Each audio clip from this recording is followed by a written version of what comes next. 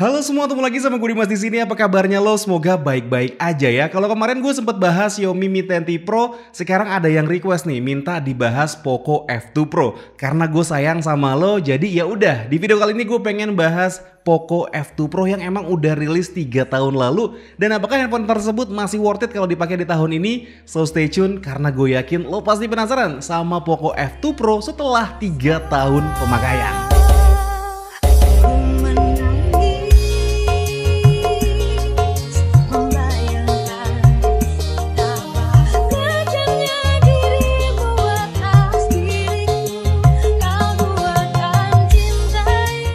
Kalau kita mundur 3 tahun ke belakang, sebenarnya Poco F2 Pro ini salah satu handphone termurah yang udah pakai chipset Snapdragon 865. Saat pertama kali dirilis itu harganya ada di 7 juta. Tapi kalau sekarang lo mau cari barunya sih udah jarang, bahkan bisa dibilang nggak ada. Cuman kalau lo mau beli varian secondnya, harganya itu ada di kisaran 4 juta aja. Buat lo yang mau beli Poco F2 Pro ini, belinya di Teman Ponsel aja. Karena Teman Ponsel ini adalah toko handphone second berkualitas yang udah ada dari tahun 2015 dan sering juga nih jual handphone second bekas review YouTuber terkenal. Link pembeliannya udah gue taruh di deskripsi box di bawah. Sekarang gue mau ceritain tentang performanya. Secara garis besar Poco F2 Pro ini menurut gue performanya terbilang masih oke banget dipakai buat di tahun ini. Kalau lo sekarang beli handphone middle end dengan harga 4 jutaan itu nggak ada yang skor Antutunya sampai 580 ribuan poin kayak Poco F2 Pro ini.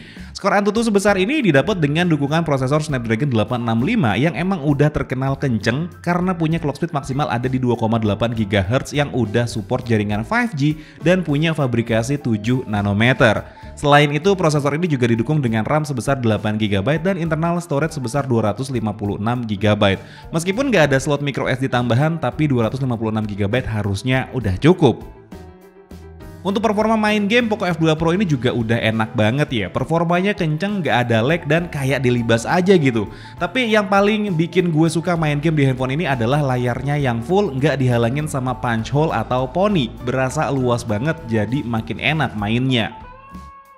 Ngomongin soal layar, Poco F2 Pro ini adalah salah satu handphone Poco pertama yang udah pakai layar Super AMOLED dengan resolusi Full HD Plus dan udah support HDR10 Plus juga. Meskipun kecerahannya cuma ada di 500 nits aja, tapi gue berasa layarnya ini lumayan terang. Meskipun kalau dipakai di bawah sinar matahari langsung sih tetap aja masih bakal kurang kelihatan. Gue suka sama layarnya ini karena emang pandangan kita ke layar itu nggak kehalang punch hole apalagi poni.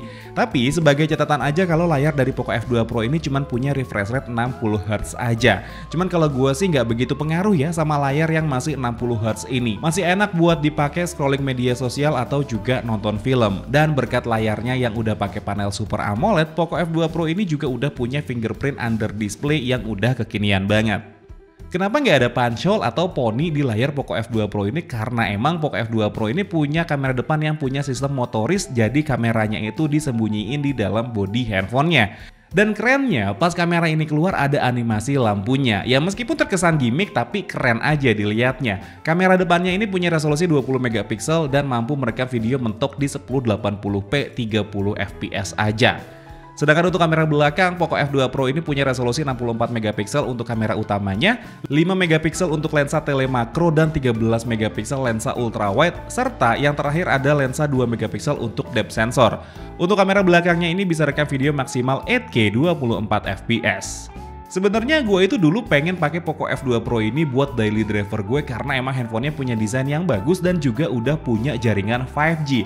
Cuman yang jadi pertimbangan gue saat itu memutuskan untuk nggak jadi pakai handphone ini karena cuma punya single speaker aja. Maksudnya gini, beberapa handphone murah saat itu udah mulai banyak yang pakai dual stereo speaker. Sayang aja dengan harga segitu gue masih belum dapetin stereo speaker. Beralih ke sektor baterai, Poco F2 Pro punya kapasitas baterai 4700 mAh. Sebenarnya untuk kapasitas ini sih masih lumayan gede kalau mau dipakai di tahun ini. Cuman yang jadi kendala adalah karena handphone ini second, jadi riskan aja kalau baterainya bisa bocor. Cuma alhamdulillahnya Poco F2 Pro yang gue pegang saat ini masih awet baterainya. Meskipun nggak sampai seharian, tapi masih oke buat dukung aktivitas lo sehari-hari. Paling mentok gue 2 kali ngecharge biar bisa dipakai sampai malam handphonenya. Dan itu dengan kondisi gue yang intens dipakai buat nonton YouTube dan juga sosial media. Sedangkan untuk pengecasannya sendiri terbilang cukup aja, ada di 30 watt dan baterai bisa keisi penuh dari 10 sampai ke 100% butuh waktu kurang lebih 50 sampai 60 menitan aja. Hal terakhir yang mau gue bahas dari Poco F2 Pro ini adalah desainnya. Untuk urusan desain ini emang balik lagi ke selera masing-masing ya.